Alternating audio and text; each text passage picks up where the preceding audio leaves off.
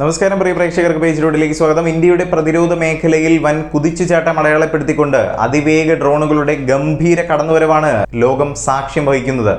കാർഗ കാമിക്കാസെ എന്നാണ് ഇന്ത്യയുടെ പുതുപുത്തൻ അതിവേഗ ഡ്രോണിന്റെ പേര്.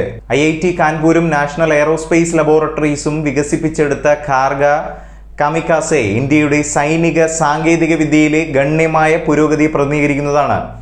കാർഗ കാമിക്കാസെ ഡ്രോൺ ലോയിറ്ററിംഗ് യുദ്ധോപകരണങ്ങൾ അല്ലെങ്കിൽ ആത്മഹത്യാ ഡ്രോണുകൾ എന്ന് വിളിക്കപ്പെടുന്ന ഈ ഡ്രോണുകൾ ശത്രു ലക്ഷ്യങ്ങൾക്കെതിരെയുള്ള കൃത്യമായ ആക്രമണങ്ങൾക്കായി രൂപകൽപ്പന ചെയ്തിട്ടുള്ളതാണ്. ഡിസൈനും പ്രകടനവും നോക്കുകയാണെങ്കിൽ ഡ്രോണിന് ഏകദേശം 2.8 മീറ്റർ നീളവും അതുപോലെ തന്നെ 3.5 മീറ്റർ നീളമുള്ള ചിറകുകളുമുണ്ട്. അതുപോലെ ഇതിന് ഏകദേശം 120 കിലോഗ്രാം ആണ് ഭാരം വരുന്നത്.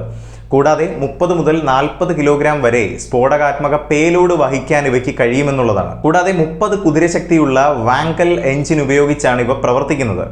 ഇതിന് മണിക്കൂറിൽ 180 കിലോമീറ്റർ വരെ വേഗത കൈവരിക്കാൻ കഴിയുമെന്നതാണ് മനസ്സിലാക്കുന്നത്. കൂടാതെ 1000 കിലോമീറ്റർ വരെ ദൂരപരിധി ഇവയ്ക്കുണ്ട്. ഇത് ദീർഘദൂര പ്രവർത്തനങ്ങൾക്ക് വളരെ ഫലപ്രദമാണ്. കാർഗ കാമിക്കാസെ ഡ്രോണിൻ്റെ പ്രവർത്തന ശേഷികൾ പരിശോധിക്കുകയാണെങ്കിൽ റഡാർ ഡിറ്റക്ഷൻ ഒഴിവാക്കാൻ ഡ്രോൺ രൂപകൽപ്പന ചെയ്തിരിക്കുന്നു എന്നതാണ് മനസ്സിലാക്കുന്നത്. അതായത് റഡാർ വഴി ഈ ഡ്രോണിനെ സ്പോട്ട് ചെയ്യാനാകില്ല. ഇതുവഴി ദൗത്യങ്ങളിൽ അതിൻ്റെ അതിജീവനം വർദ്ധിപ്പിക്കുന്നു. ഇതിന് 9 മണിക്കൂർ വരെ ടാർഗറ്റ് ഏരിയകളിൽ അലഞ്ഞു തിരിയാൻ കഴിയും. ഇത് വിപുലമായ പ്രവർത്തന വഴക്കം നൽകുന്നു എന്നതാണ്. ISROയുടെ നാവിക് ഉൾപ്പെടെയുള്ള നൂതന നാവിഗേഷൻ സംവിധാനങ്ങൾ കാർഗ കാമിക്കാസെയിൽ സജ്ജീകരിച്ചിരിക്കുന്നു എന്നതാണ്. GPS നിരസിക്കപ്പെട്ട പരിസ്ഥിതികളിൽ പോലും ഇതിന് ഫലപ്രദമായി പ്രവർത്തിക്കാൻ കഴിയുമെന്നത് ഇതിൻ്റെ വലിയൊരു മികവായി തന്നെ കണക്കാക്കണം. കാർഗ ഡ്രോൺ വിവിധ സൈനിക ആവശ്യങ്ങൾക്കായി ഉദ്ദേശിച്ചാണ് നിർമ്മിച്ചിരിക്കുന്നത്. ശത്രു ടാങ്കുകൾ, ആയുധങ്ങൾ, ഉദ്യോഗസ്ഥർ എന്നിവരെ വേഗത്തിൽ തിരിച്ചറിയാനും ആക്രമിക്കാനും ഇവയ്ക്ക് കഴിയുമെന്നുള്ളതാണ്. ആത്മനിർഭർ ഭാരത് സംരംഭത്തിന് കീഴിലുള്ള സ്വാശ്രയത്തിൽ ശ്രദ്ധ കേന്ദ്രീകരിച്ച് ഇന്ത്യയുടെ പ്രതിരോധ തന്ത്രവുമായി കാർഗ കാമിക്കാസെ ഡ്രോണിൻ്റെ വികസനം യോജിച്ചു നിൽക്കുന്ന ഒന്ന് തന്നെയാണ്. ഈ തദ്ദേശീയ സാങ്കേതിക വിദ്യ ഇന്ത്യയുടെ സൈനിക ശേഷി വർദ്ധിപ്പിക്കുക മാത്രമല്ല, ആഗോള പ്രതിരോധ രംഗത്ത് അതിനെ മത്സരാധിഷ്ഠിതമായി നിലനിർത്തുകയും ചെയ്യുന്നു. വിജയകരമായ ലബോറട്ടറി പരിശോധനകൾക്ക് ശേഷം അടുത്ത 6 മുതൽ 8 മാസത്തിനുള്ളിൽ പൂർണ്ണ തോതിലുള്ള പരീക്ഷണങ്ങൾ ഉണ്ടാകുമെന്നാണ് പ്രതീക്ഷിക്കുന്നത്. അതുപോലെ തന്നെ ഇന്ത്യയുടെ അതിർത്തി സുരക്ഷ വർദ്ധിപ്പിക്കാൻ ലക്ഷ്യമിട്ട് വളരെ പ്രാധാന്യമേറിയ പ്രഖ്യാപനം കൂടി നടന്നിരിക്കുന്നു എന്നുള്ളതാണ്.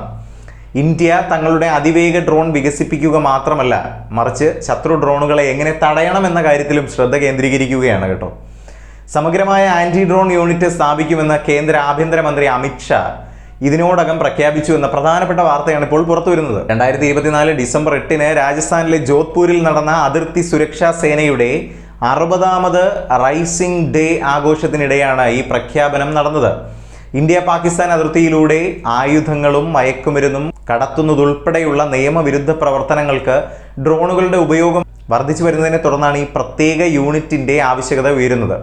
സമീപഭാവിയിൽ ഡ്രോൺ ഭീഷണി കൂടുതൽ ശക്തമാകുമെന്നുള്ളത് കൊണ്ട് defence research and development organisation DRDO ഉൾപ്പെടെയുള്ള വിവിധ പ്രതിരോധ ഗവേഷണ സംഘടനകൾ തമ്മിലുള്ള സഹകരണം ഉൾപ്പെടുന്ന ശക്തമായ സർക്കാർ പ്രതികരണം ആവശ്യമായി വരുമെന്നും അമിത്ഷാ സൂചിപ്പിച്ചു.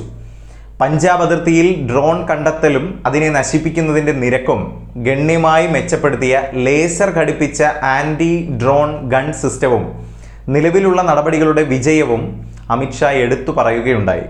ഡ്രോണുകളെ നിർവീര്യമാക്കുന്നതിൽ ഈ സംവിധാനത്തിൻ്റെ ഫലപ്രാപ്തി വെറും 3% നിന്ന് 55% ഉയർന്നു എന്നതാണ് കണക്കുകൾ സൂചിപ്പിക്കുന്നത്. 2023 ഏകദേശം 110 ഡ്രോണുകളെ അപേക്ഷിച്ച് 2024 മാത്രം 260-ലധികം ഡ്രോണുകൾ തടയുകയോ വീണ്ടെടുക്കുകയോ ചെയ്തു എന്നതാണ് മനസ്സിലാക്കുന്നത്. ഈ കണക്കിൻ്റെ അടിസ്ഥാനത്തിൽ അതിർത്തിയിലെ ഡ്രോൺ പ്രവർത്തനത്തിൽ ഗണ്യമായ വർധനവുണ്ടായി എന്ന് തന്നെ പറയണം. ആൻറ്റി ഡ്രോൺ യൂണിറ്റ് ഒരു ബോർഡർ സ്ട്രാറ്റജിക് ഓപ്പറേഷന്റെ ഭാഗമാണ് എന്നതാണ് മനസ്സിലാക്കുന്നത്. ഡ്രോണുമായി ബന്ധപ്പെട്ട വെല്ലുവിളികളെ ഫലപ്രദമായി നേരിടാൻ വിവിധ വകുപ്പുകളിൽ നിന്നുള്ള ശ്രമങ്ങളെ സമന്വയിപ്പിക്കുന്നതാണ് ഈ തന്ത്രം. എന്തായാലും ഈ ഒരു വിഷയത്തിന്റെ അടിസ്ഥാനത്തിൽ പ്രിയ പ്രേക്ഷകർക്കുള്ള അഭിപ്രായങ്ങൾ രേഖപ്പെടുത്താം താഴെ കമന്റിലൂടെ.